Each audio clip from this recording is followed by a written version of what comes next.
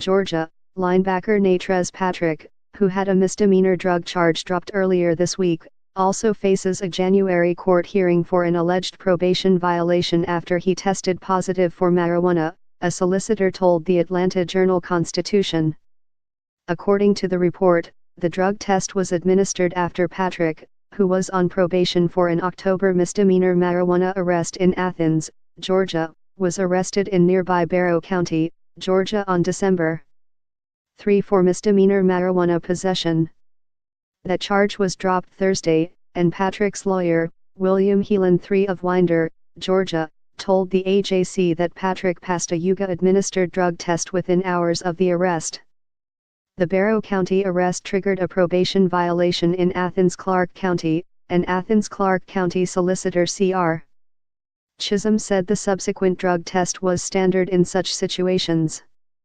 Chisholm told the AJC that the positive drug test, which came a few days after the Barrow County arrest, was still considered an allegation that Patrick has a right to contest at the hearing on January 11. He has a right to deny the allegation and go forward with the hearing, Chisholm told the AJC.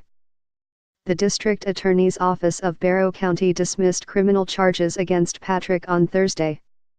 Patrick was one of two Bulldogs players arrested on misdemeanor marijuana charges on December 3. Patrick and reserve receiver Jason Stanley were arrested only hours after the Bulldogs upset No. 2. Auburn, 28-7 in the SEC championship game at Mercedes Stadium in Atlanta. They were returning to Atlanta when a Barrow County Sheriff's deputy stopped the car for speeding on Georgia Highway 316. Stanley was driving. According to people familiar with the arrest, the officer smelled marijuana emanating from the car. The district attorney's office also dropped DUI charges against Stanley during a hearing Thursday at Barrow County Probate Court. Stanley agreed to plead guilty to misdemeanor possession of marijuana and speeding, according to his attorney, Kevin Christopher of Jefferson, Georgia. Heelan told ESPN that officers arrested Patrick after discovering a loose leaf of marijuana in the passenger's seat of Stanley's car. Heelan said the leaf was smaller than a penny.